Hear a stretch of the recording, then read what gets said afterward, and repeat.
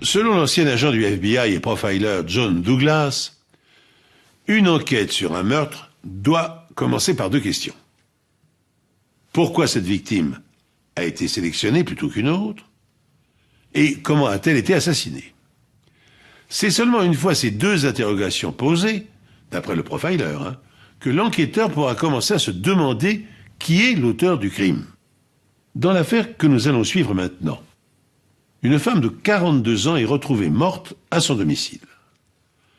Les enquêteurs pensent que le tueur a mis en scène son crime, voulant faire penser à un cambriolage qui aurait mal tourné. Mais en touchant à la disposition des lieux, le criminel laissait en fait derrière lui un indice de son passage.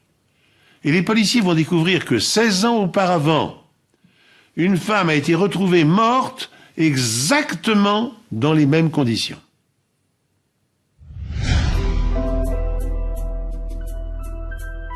Barbara Purcell, thérapeute de 42 ans, travaille au centre médico-social de Rockford, dans l'Illinois. C'est une femme dynamique, solide, extravertie et qui aime rire. Elle était indépendante. Parfois, elle pouvait aussi se montrer dure. Elle avait toujours su se débrouiller toute seule. Mais elle savait aussi prendre soin des autres. Elle aurait fait n'importe quoi pour les gens qu'elle aimait.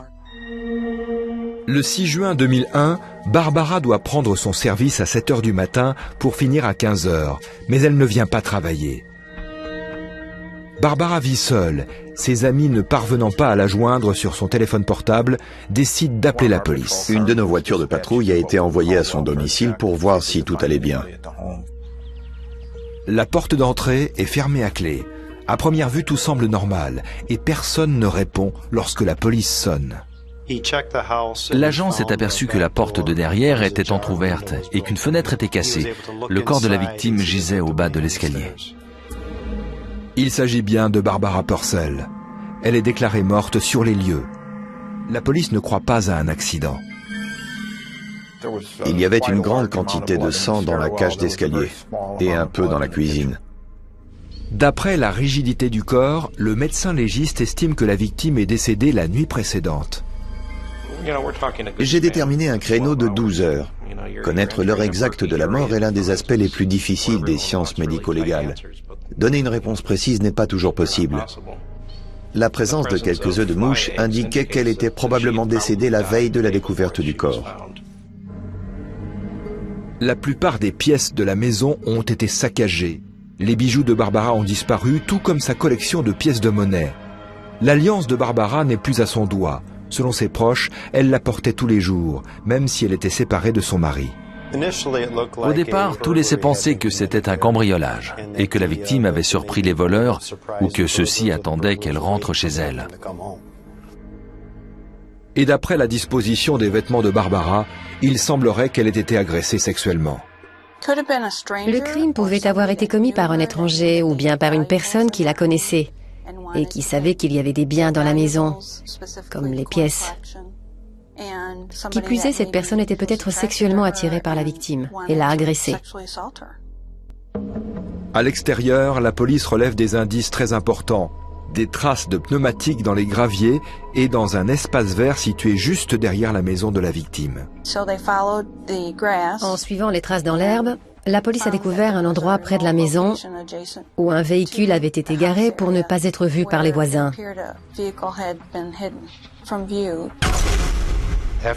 Après avoir photographié ces traces de pneumatiques, les enquêteurs ont eu recours à un procédé bien spécifique pour en obtenir un moulage. Les chiens renifleurs de la police parcourent les environs, hélas sans succès. De retour au bureau du shérif, l'inspecteur Wagner examine les dossiers de la police à la recherche de crimes similaires qui se seraient produits dans le voisinage. Au début d'une enquête, on envisage toutes les possibilités. On se demande si une personne condamnée pour agression sexuelle ou vol, mais récemment libérée, aurait pu commettre ce crime. En France, les policiers disposent de différentes bases de données leur permettant de consulter la mémoire des services. Mis en place depuis une quinzaine d'années, ces outils se révèlent d'une grande aide dans les investigations de la police. L'un des plus importants est certainement le STIC, le système de traitement des infractions constatées. C'est le grand fichier de procédure de la police nationale. Il enregistre toutes les informations relatives à des infractions commises sur le territoire national. Nature de l'infraction, circonstances de lieu et de temps, mode opératoire, objet volé, identité du suspect et de la victime. Le fichier STIC est consulté plus de 20 millions de fois par an. Il a prouvé son efficacité dans de très nombreuses affaires. Mais la consultation des bases de données criminelles va-t-elle aider les policiers qui enquêtent sur le meurtre de Barbara Purcell? Nous avons découvert qu'un cambriolage avait eu lieu dans cette même maison avant l'emménagement des Purcell, et des armes avaient été volées. Mais aucun vol ni agression sexuelle ne s'est produit dans le quartier depuis, et aucun délinquant sexuel n'habite dans les environs. C'est l'autopsie de Barbara Purcell qui apportera aux enquêteurs un premier indice essentiel. Son meurtre a été mis en scène.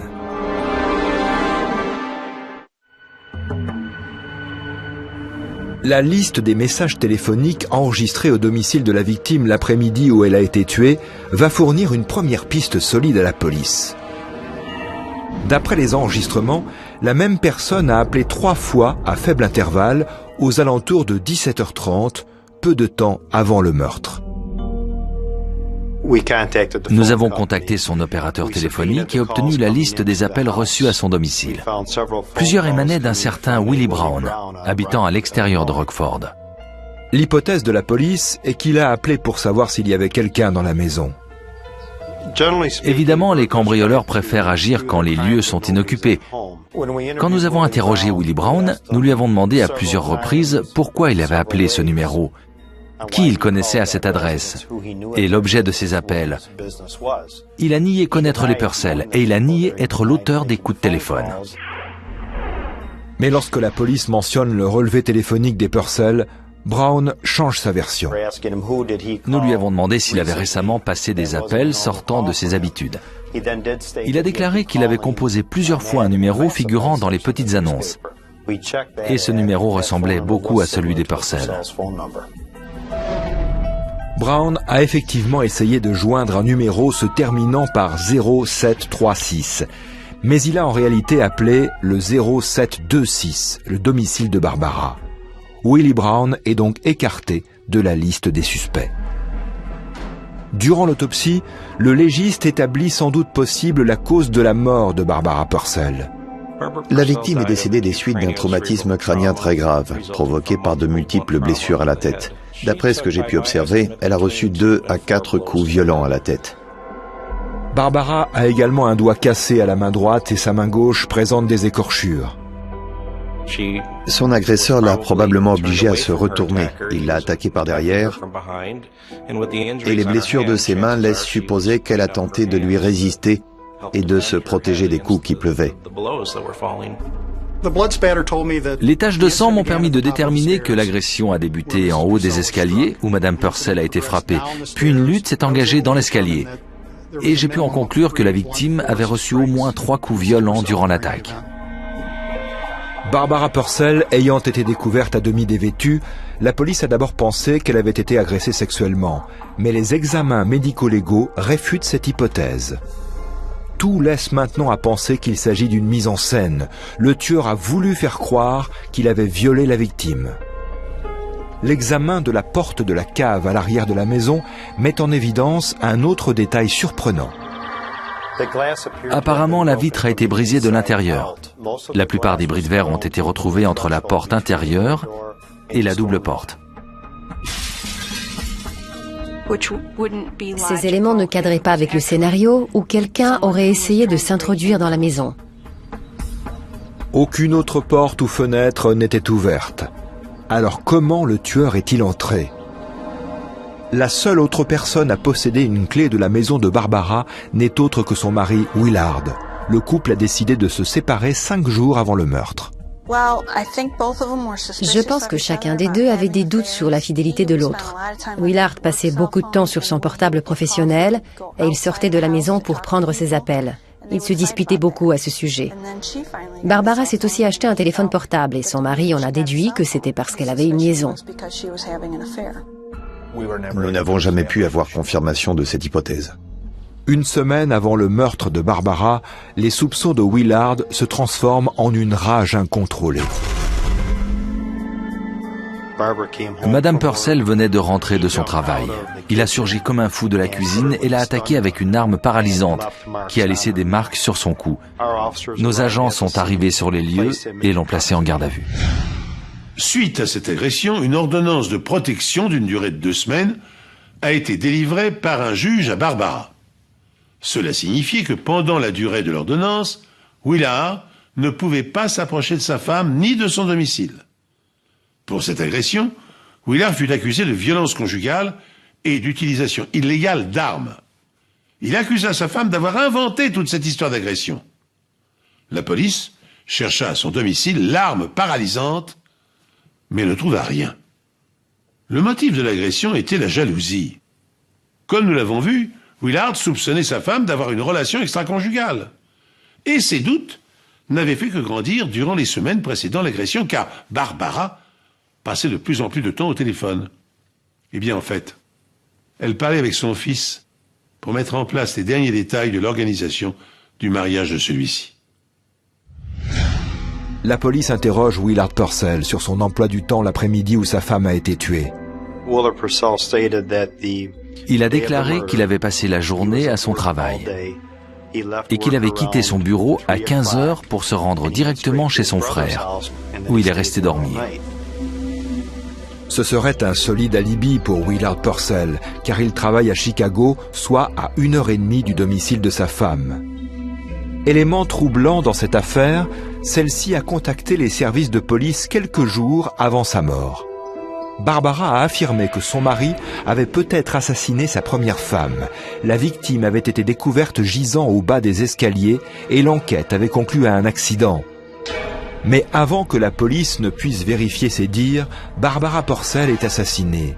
Ironie du sort, son corps sera également découvert au bas des escaliers. Quand je l'ai appris, j'ai tout de suite pensé qu'il les avait tuées toutes les deux.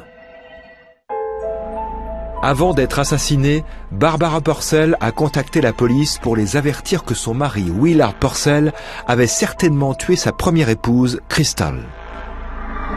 Mais elle n'a aucune preuve, uniquement des soupçons. Quelques jours plus tard, Barbara est retrouvée morte à son domicile au bas de l'escalier. Les circonstances de sa mort sont identiques à celles de Crystal Purcell. Nous pensions à ce moment que sa première épouse avait été victime d'un meurtre.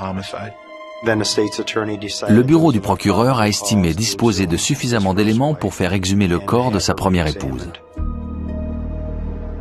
16 ans après les faits, l'examen médico-légal permet tout de même de mettre en évidence une lacération de 6 cm à l'arrière de sa tête, ainsi qu'une fracture du crâne. Le médecin légiste a établi que ces blessures correspondaient à une chute dans l'escalier. Aucun élément ne permettait de démontrer qu'elle avait été poussée, et c'était certainement impossible à prouver. Les enquêteurs décident donc de concentrer leurs recherches sur le meurtre de Barbara Purcell. Et ils saisissent le véhicule de son mari. Les pneus sont envoyés au laboratoire d'analyse médico-légale pour comparer leurs traces à celles retrouvées derrière la maison de Barbara. J'ai découvert que le phénomène d'usure était identique, tout comme les motifs. J'ai donc décidé de m'intéresser aux caractéristiques accidentelles. Malheureusement, c'est sur ce point qu'il n'y a aucun recoupement possible. Les pneus du véhicule de Willard sont du même modèle et de fabrication identique, mais le moulage des traces pneumatiques derrière la maison de Barbara n'est pas suffisamment précis pour une analyse plus approfondie. Je n'ai pas pu obtenir de correspondance parfaite à cause du manque de caractéristiques accidentelles.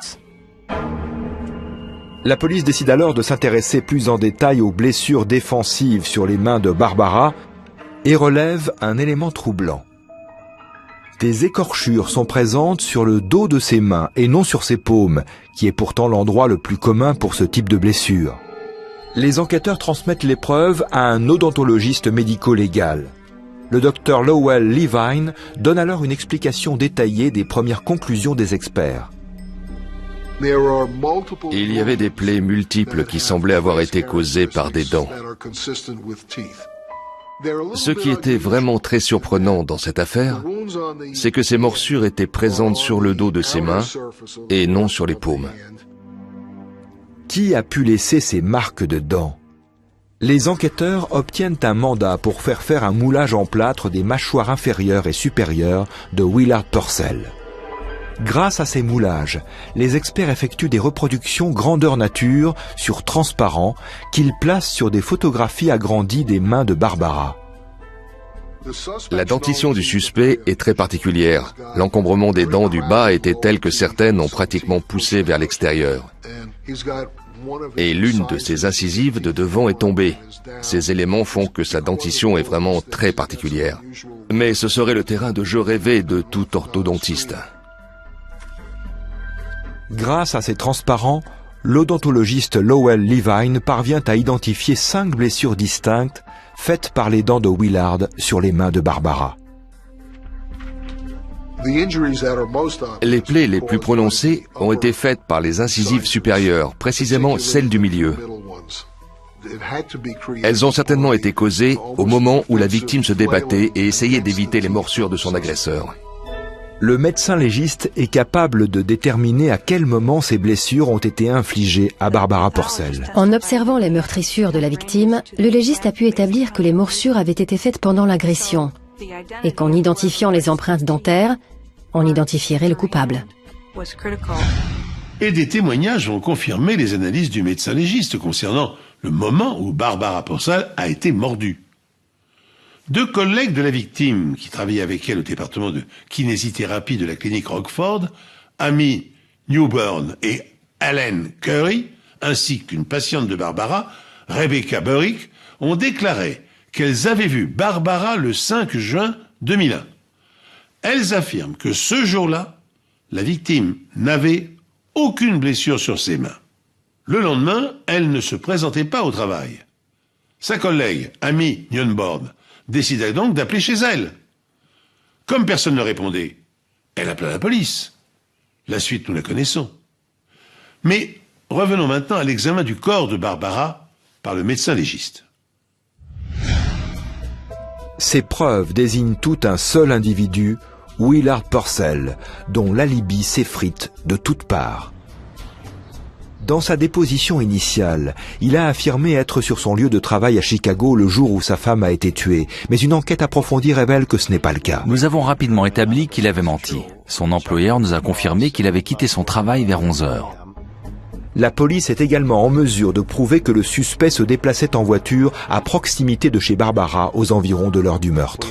Nous avons ensuite étudié le relevé d'appel de son portable et constaté qu'il avait passé plusieurs coups de fil via une antenne relais de Rockford et non de Chicago. Rockford est la ville où habitait Barbara Purcell, et la propriétaire d'un restaurant tout proche de son domicile a identifié Willard Purcell. Le suspect se serait arrêté pour y déjeuner l'après-midi du meurtre. Son comportement était tout simplement très étrange. Il aurait commandé un hot-dog dont il n'aurait mangé qu'une bouchée. La propriétaire lui a demandé si tout allait bien. Il a répondu oui, mais il avait jeté le plat. Lors de la perquisition du domicile de Willard, la police trouve un sac poubelle rempli d'objets provenant de chez Barbara. Le suspect prétend qu'elle aurait mis des affaires de côté pour lui lorsqu'il a quitté le domicile conjugal.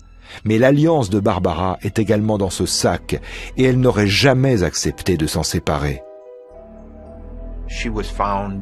La victime a été retrouvée sans son alliance. Certains de ses collègues ont insisté sur le fait qu'elle la portait toujours en dépit de leurs difficultés conjugales. Le suspect Willard Purcell est arrêté pour le meurtre de sa seconde épouse, Barbara. Durant le procès, il ne cessera de déclarer que ce n'était qu'un accident.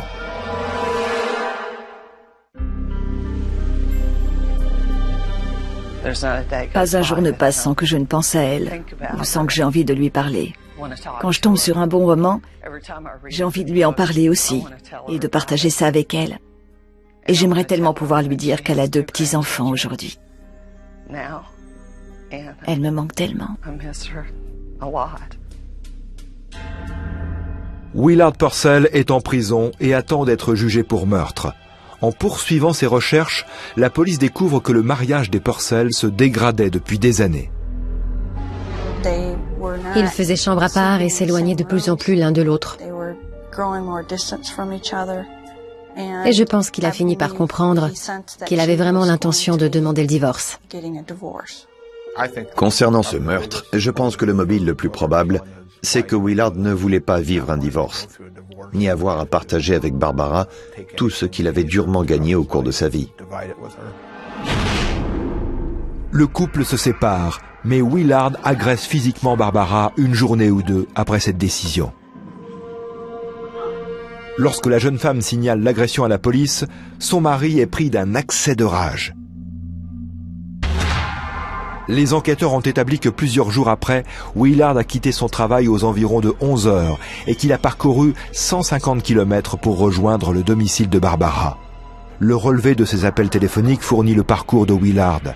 Il se trouvait bien à proximité de la maison de Barbara l'après-midi du meurtre. Il dissimule son véhicule derrière la maison de sa femme, laissant au passage des traces de pneumatiques.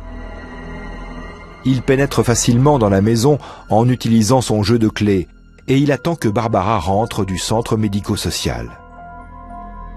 Il la surprend en haut des escaliers et la frappe à la tête. La jeune femme se défend et le frappe à son tour au visage. C'est là que Willard laisse des traces de morsure sur les mains de Barbara. Il arrange ensuite la scène de crime en dénudant la victime pour faire croire à une agression sexuelle. Puis il emporte de nombreux objets et l'alliance de sa femme pour orienter la police vers la thèse du cambriolage. Mais sa mise en scène ne tient pas la route. Il commet une grossière erreur en brisant une vitre dont les morceaux tombent à l'extérieur de la maison. Durant le procès, Willard reconnaît s'être battu avec Barbara, mais il maintient qu'elle est tombée accidentellement dans les escaliers et que lorsqu'il est parti, elle parlait et allait bien. Selon les experts médico-légaux, à cause de la gravité des blessures de la victime à la tête, cela est impossible. Barbara Purcell aurait été incapable de s'exprimer après avoir reçu ces coups. En fait, elle a dû perdre connaissance immédiatement. Un spécialiste en morpho-analyse des taches de sang a pu retracer les événements. Quand on étudie les taches ovales, on remarque une sorte de queue, ce qui démontre que du sang a coulé d'une blessure ou d'une arme. Le type de tache relevée sur place ne concorde pas avec celle qu'une chute occasionnerait. Elle résulte des coups assénés avec une force extrême qu'a reçue la victime. Selon les enquêteurs, les morsures prouvent que Barbara faisait face à Willard. Elle essayait de se défendre alors qu'il la frappait de façon répétée avec un objet contondant. C'était un élément crucial attestant qu'il avait tué Barbara. Je dirais même qu'il s'agissait du plus incriminant.